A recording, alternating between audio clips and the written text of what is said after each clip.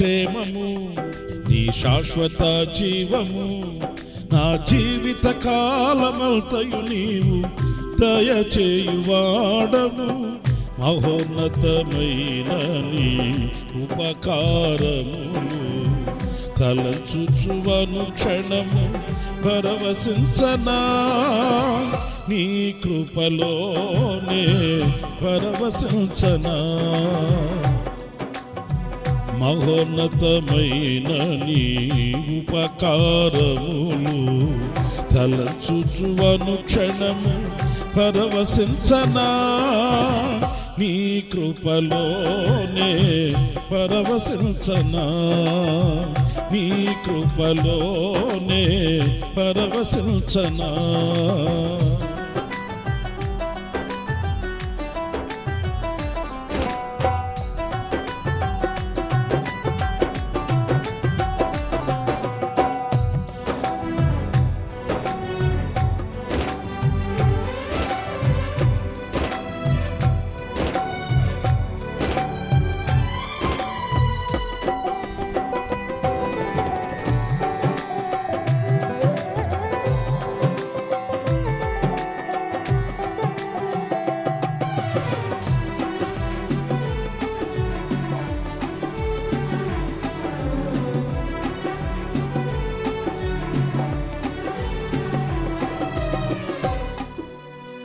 నా ప్రతి ప్రార్థనకు నీవిచ్చిన ఈవులే లెక్కకు మించిన దైవనలైనాయి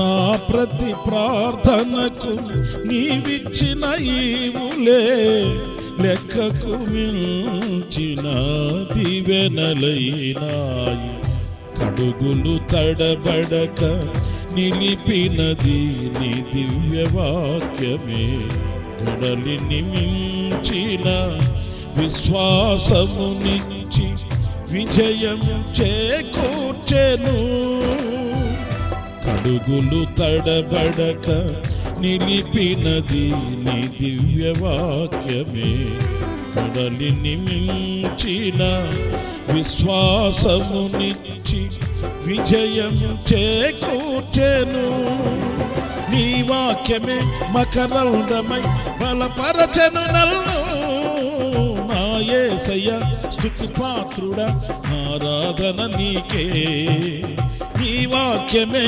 మకరందమై బలపరచెను నన్ను నా యేసయ్య స్తుతి పాత్రుడా ఆరాధన నీకే ఆరాధన నీకే కృపాక్షేమము నీ శాశ్వత జీవము నా జీవిత కాలమంతయు నీవు దయచేయువాడవు మహోన్నతమైన నీ ఉపకారములు తలచుచువను క్షణము పరవశించనా నీ కృపలోనే పరవశించనా నీ కృపలోనే పరవశించనా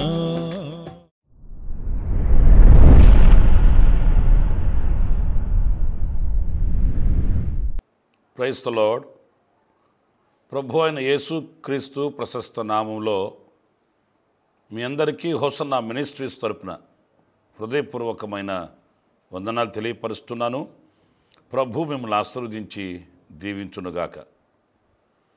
ప్రియులారా, మరి ఆశ్చర్యకరుడైన దేవుడు నేటి వరకు అంటే ఈ సెప్టెంబర్ మాసం ఈ మొదటి దినం వరకు ఆయన కౌగిలిలో దాచుకొని భద్రపరిచి విశేషమైన దీవెనను అనుగ్రహించి భద్రతని కాపుదలను క్షేమ స్థితిని ప్రభు అనుగ్రహించి మనల్ని నేటి వరకు ఆయన పోషిస్తూ వచ్చిన దేవుడు. మనం ఎంతైనా కృతజ్ఞులమై ఆయనకి స్తుతి చెల్లించాలి, ఆయనను ఆరాధించ బద్ధులమై ఉన్నామని మనం గుర్తించాలి. ఎందరో ఈ కాలగమనంలో కలిసిపోతున్నారు. సూర్యోదయం మొదలుకొని సూర్యాస్తమయం వరకు ఎన్ని మరణ వార్తలు మనం వినవలసి వస్తుందో మనకందరికీ మరుగైనది ఏమీ కాదు. కానీ చాచిన రెక్కల నీడలో ఆయన మనల్ని దాచి మన పాదములకు రాయి తగలకుండా ఆయన మనల్ని ఎత్తిపట్టి ఆయన మనల్ని కాపాడుతున్న సంగతి వాస్తవం. మరి గతించిన ఆగస్టు మాసమంతయు కూడా ప్రభువు ఇచ్చినటువంటి కృప కొరకై, భద్రత కొరకై, క్షేమము కొరకై మనం ఆయనకు స్తుతి చెల్లిద్దాం, ఆయనను మహిమపరుద్దాం. ఈ నెలంతయు కూడా ఆరోగ్యకరమైన రెక్కల నీడలో ప్రభు దాచి మనల్ని భద్రపరిచి విశేషమైన కృపను అనుగ్రహించి అనుదిన కృప చేత ప్రభు మనల్ని నడిపించునుగాక. పరిశుద్ధ గ్రంథంలో కూడా సమూయేలు రాసిన మొదటి గ్రంథం 12వ అధ్యాయం 24వ వాక్యాన్ని నేను చదువుతున్నానండి. ఆయన మీ కొరకు ఎన్ని గొప్ప కార్యములను చేసినో అది మీరు తలంచుకొని మీరు యెహోవా యందు భయభక్తులు కలిగి నిష్కపటులై పూర్ణ హృదయంతో ఆయనను సేవించుట ఆవశ్యకము. చూడండి, ఈ వాక్య భాగంలో ఆయన మీకు ఎన్ని గొప్ప కార్యములు చేసినో అవి తలంచుకోవాలి అనేది మనం చూస్తున్నాం. నిజమే, ఈరోజు మనం బ్రతికి బట్టగట్టాము అని అంటే మన శక్తి, మన భక్తి, మన ధనబలం, భుజబలం, జనబలం అని కలలో కూడా మనం తలంచకూడదండి. ఎందుకంటే ఇవి మన శక్తి సామర్థ్యతలతో జరిగినవి కావు. కోట్ల రూపాయలు ఖర్చు పెట్టినా ప్రాణాన్ని నిలబెట్టగలిగిన వ్యక్తులు లేరు, సాధనాలు కూడా ఏమీ కూడా లేవు. రాజ్యాన్ని పరిపాలించే అధినేతలకు సహితం ఈ రోజున భద్రత లేకపోతే ఆ ప్రాణాన్ని నిలబెట్టుకోగలిగిన శక్తి ఏది కూడా లేదు. మరి ఈరోజు బట్టగట్టి బైబిల్ బట్టి బజార్లో మనం తిరుగుతున్నాము, సజీవులుగా ఉన్నాము అనంటే దీనికి కారణం ఏంటి? బలమైన హస్తం మనల్ని కాపాడుతుంది. ఆ హస్తమే మనం ఆరాధించే దేవుని యొక్క బాహువు, బలమైన శక్తి కలిగిన హస్తం అనేది మనం గుర్తించాలి. ఎన్ని గొప్ప కార్యాలు చేసినో నిజమే. ఒక్కటేంటి, ఒక్క విషయంలోనే మనం కాపాడబడ్డామా? ఒక్క విషయంలోనే మనం ఆశీర్వదించబడ్డామా? ఒక్క విషయంలోనే దీవించబడ్డామా? లేదు. అన్ని విషయాలలో దేవుడు సర్వసమృద్ధిని అనుగ్రహించి, ఇంకా చెప్పాలంటే ఆయన కనుపాప వలె మనల్ని కాపాడుకుంటూ ఈ క్షేమ స్థితికి మనల్ని తీసుకుని వచ్చాడన్న సంగతి వాస్తవం. మనం ఎప్పుడు మర్చిపోకూడదండి. ఎందుకంటే ఈ రోజున దైవ కార్యాలని మర్చిపోయే ప్రజలు మనకు కనిపిస్తున్నారు. ఆ దైవ కార్యాలని యోచించి ప్రభుని స్తుతించే వ్యక్తిత్వం కలిగిన ప్రజలు మనకు అరుదైపోతున్నారు. ఏదో బ్రతికేమంటే మన అదృష్టం అనుకుంటున్నారు. కార్యాలు సఫలమయ్యాయంటే నా జ్ఞానం అనుకుంటున్నారు. మనం ముందుకు వెళ్ళాము అని అంటే నాకు అన్ని రంగాలలో నాకు బలం ఉంది, శక్తి ఉంది అని అనుకుంటున్నారు. కానీ ఇవి ఏవి కాదండి. ఒక అదృశ్య హస్తం మనకు తోడుగా ఉంటుంది. ఆ తోడుగా ఉన్న హస్తం బలమైన శూర కార్యాలు చేస్తుంది, అద్భుతాలు చేస్తుంది, మనల్ని ఈ రోజున ఆనందంగా సాగనంపుతుందనేది మనం మర్చిపోతే ఎలా? ప్రియులరా, ఆ కార్యములను తలంచుకోవాలి. గతించిన మాసంలో ఒక్కొక్క దినము ఎన్ని అపాయాల్ని ప్రభు తప్పించాడో, ఎంతగా మనల్ని పోషించాడో. సింహపు పిల్లలైన ఆకలి కొంటాయేమో కానీ ఏనాడు మనం ఆకలి చావులు చావకుండా దేవుడు ఆయన మనల్ని ఒక తండ్రి వలె పోషిస్తూ వచ్చాడు, నాయకుని వలె నడిపిస్తూ వచ్చాడు, వైద్యుని వలె స్వస్థపరుస్తూ వచ్చాడు. వెన్ను తట్టడానికి దేవునిగా మన ఎదుట ఆయన నిలిచాడు. ఎన్ని స్తుతులు చెల్లించినా ఆయన రుణాన్ని మనం తీర్చుకోలేమండి. ఎందుకంటే ఎవ్వరు చూపని ఘనకార్యాలు మన ఎడలు చూపించాడు. ఎవ్వరు చేయలేని ఆశ్చర్యమైన కార్యములను మన ఎడలు చేశాడు. మీరు ఆలోచించండి. లేకపోతే ఈరోజున మనం ఏ స్థితిలో ఉండేవాళ్ళమి, ఎక్కడుండేవాళ్ళమి, ఏ అగాధంలో ఉండేవాళ్ళమి, ఏ కోపంలో ఉండేవాళ్ళమి, ఏ కుంపటి అనుభవిస్తుండేవాళ్ళమి. మీరు ఆలోచించారా? స్తుతించాలి కదా ప్రభుని.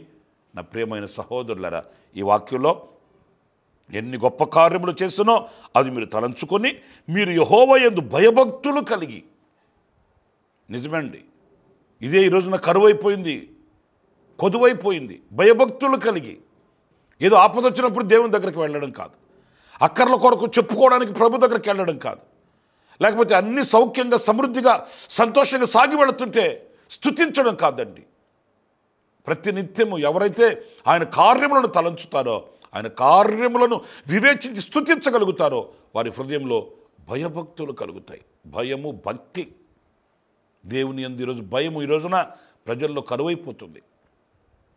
ఆ భయభక్తులను కలిగిన వారమై మనం ఉండాలంట. యెహోవా యందు భయభక్తులు కలిగిన వాడు ఇలాగును ఆశీర్వదించబడును అని మనం లేఖనాల్లో చదువుతామండి. వాని చేతుల కష్టార్జితం అతను అనుభవిస్తాడట. అతని లోకిట అతని భార్య ఫలించు ద్రాక్షవల్లి వలె ఉంటుందట. బల చుట్టూ పిల్లలు ఒలివ మొక్కల వలె ఉంటాడట.